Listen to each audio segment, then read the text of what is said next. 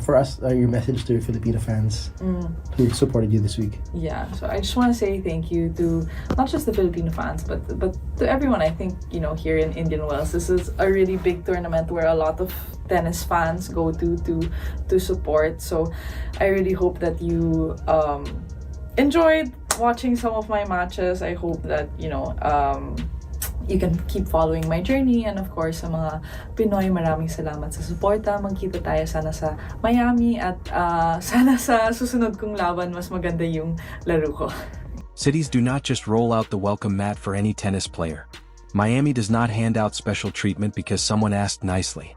But when Eala landed in Miami Gardens for the 2026 Miami Open, something was different. The reception she got was not standard. It was not normal. And the tennis world is still trying to process exactly what they just witnessed. Drop a comment below.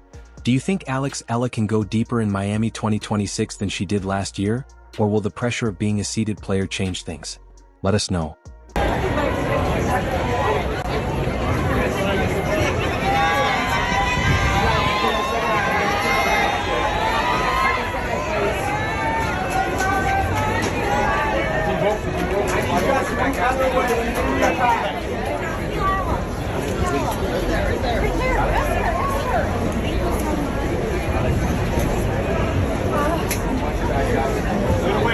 Put away. Excuse me. Did he get it?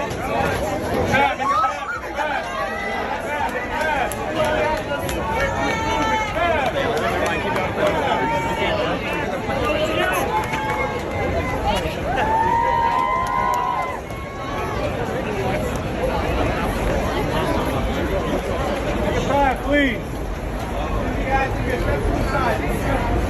Excuse me, move to the side. Here's me. Good job, Alex.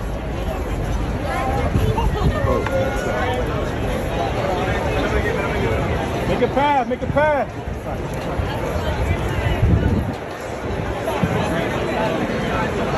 Excuse me, make a pass, please. Thank you.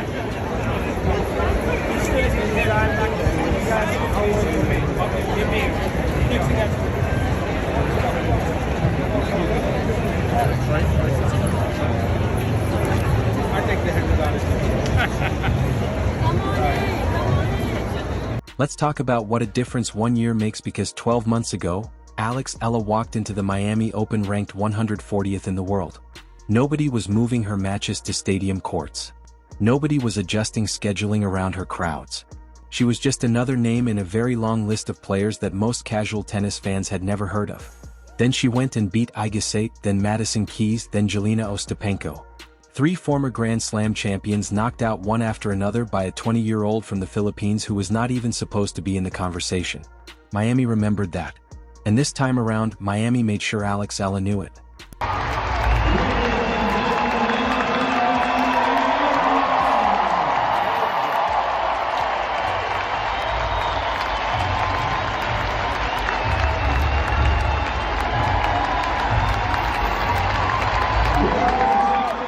First thing that needs to be understood about what is happening right now is just how rare this is.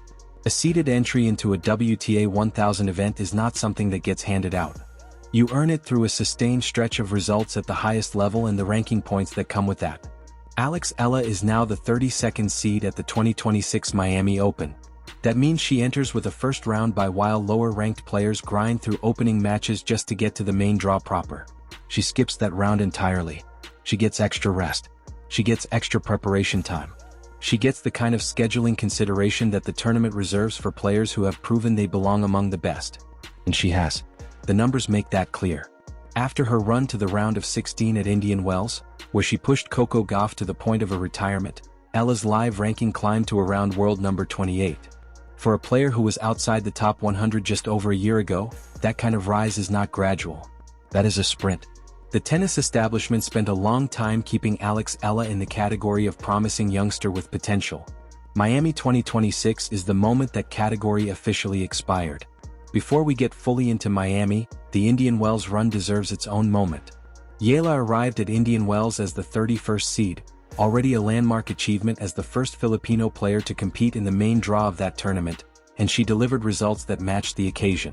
She made it to the round of 16, which for context is further than several higher-ranked players managed. The match that got the most attention was her clash with Coco Gauff. Golf world number 4, one of the faces of the sport, a player who had just won a Grand Slam and was expected to move through her section of the draw without too much drama. Instead, she ran into Alex Eala and the match ended with Gauff retiring. Now, retirements happen in tennis for many reasons. Sometimes it is injury, sometimes it is a combination of things, but the context matters. Gauff was not cruising, the match was competitive, and the fact that it ended with Eala in the round of 16 and Gauff heading for the exit sent a message that the rankings had already been whispering for months. Eala is not someone top players can take lightly. Not anymore. Her exit eventually came at the hands of Linda Noskova, who won convincingly, but Eala handled the loss the way she handles most things, with perspective, self-awareness, and a focus on what comes next. In her post-match comments, she was already talking about Miami. So, when she arrived in Miami Gardens for the 2026 edition of the tournament, the atmosphere was different from anything a non-American player at her ranking would typically receive. Her practice sessions at Hard Rock Stadium drew large crowds. This is not unusual for Eala. Her training sessions have been pulling serious numbers for a while now. A recent practice video reached over 94,000 views within 24 hours. That kind of engagement does not happen for most players inside the top 30, let alone someone still ascending toward it. The tournament organizers are reportedly factoring her crowd-drawing power into scheduling decisions. When a player consistently fills courts beyond their seeding tier, that is information that a well-run tournament acts on. Bigger courts mean more fans can watch. More fans watching means better atmosphere, better broadcast numbers, and a better product overall. For Miami to be adjusting how it handles Eala's schedule and court assignments, it means the people running the event have looked at the data and decided she is one of the main attractions. Not a secondary story, not a feel-good subplot, a main event. That is a significant shift from the player who arrived here 12 months ago without anyone in the tournament office particularly concerned about where she was playing or how many people would show up to watch. Just before the Miami Open got underway, Eala made a stop at Nike's world headquarters in Oregon. And this was not a routine athlete check-in. Nike is one of the most selective sports brands on the planet when it comes to how it treats its athletes at the corporate level. The kind of visibility that comes from being showcased at their headquarters, the kind that involves your image being part of how they tell the story of the brand, is reserved for people Nike has decided are worth building around for the long term. Eala got that treatment. Reports from the visit confirmed she received a genuinely elevated welcome with her image featured in Nike's History in Full Bloom campaign. The symbolism in that tagline is not accidental.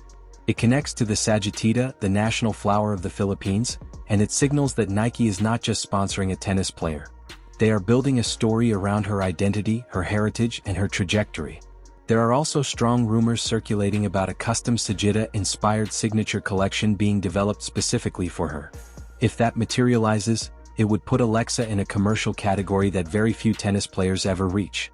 Players who do not just wear a brand but have collections designed around who they are. To put that in context, the names at that level are not just athletes. They are cultural figures. For a 20-year-old from the Philippines to be in a conversation adjacent to that tier is not a small thing. That is a brand making a serious long-term bet. One more number worth sitting with. After Indian Wells, Eala picked up $15,720 in prize money from that tournament alone. Her career prize money is now past the $1.66 million mark before she turns 21. This matters for reasons beyond the obvious. Prize money is independence. It is the difference between a player who needs to navigate the financial pressures of the tour carefully and a player who can make decisions about coaching, about scheduling, about recovery based on what is best for her development rather than what is economically necessary.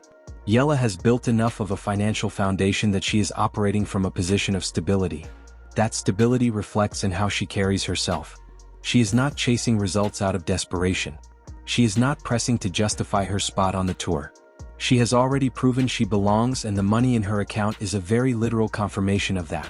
What Eala said publicly before the Miami Open is worth paying attention to. She was direct. She acknowledged that Miami 2025 was a beautiful experience. The run, the wins, the attention that followed. She called it the start of everything, but she also made it clear she is not coming back to relive that story. She said plainly that she has grown since then. That she has had great matches and tough losses and built experience that has given her a level of self-belief she did not previously have. Then she said something that summed up exactly where she is right now. She knows she belongs and she is here to stay. That is not the language of a player hoping to survive the draw.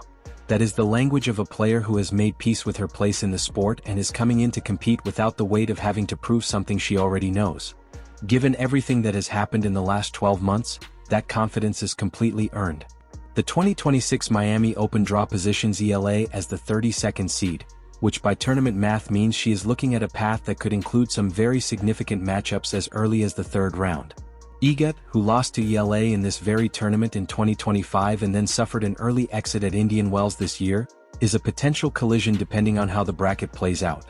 Arriving in Miami after a difficult few weeks is a version of Swiatek that Eala has already handled. The 2025 win on these courts was not an accident. It was a technically sound, mentally composed performance against the best player in the world. Eala executed a game plan, stayed aggressive, and closed it out. Whether they meet again this year depends on both players winning their early matches. But the possibility alone is generating attention and generating it for the right reasons. Not because it would be an upset story, but because it would be a legitimate high-stakes match between two players with a meaningful competitive history beyond any single potential matchup. The bigger picture for Eala in Miami is about points. She reached the semifinals here in 2025, which means she has significant points to defend. If she matches or exceeds that run, she moves deeper into the top rankings. If she goes further into the final or beyond, the conversation about where she lands in the world rankings changes dramatically.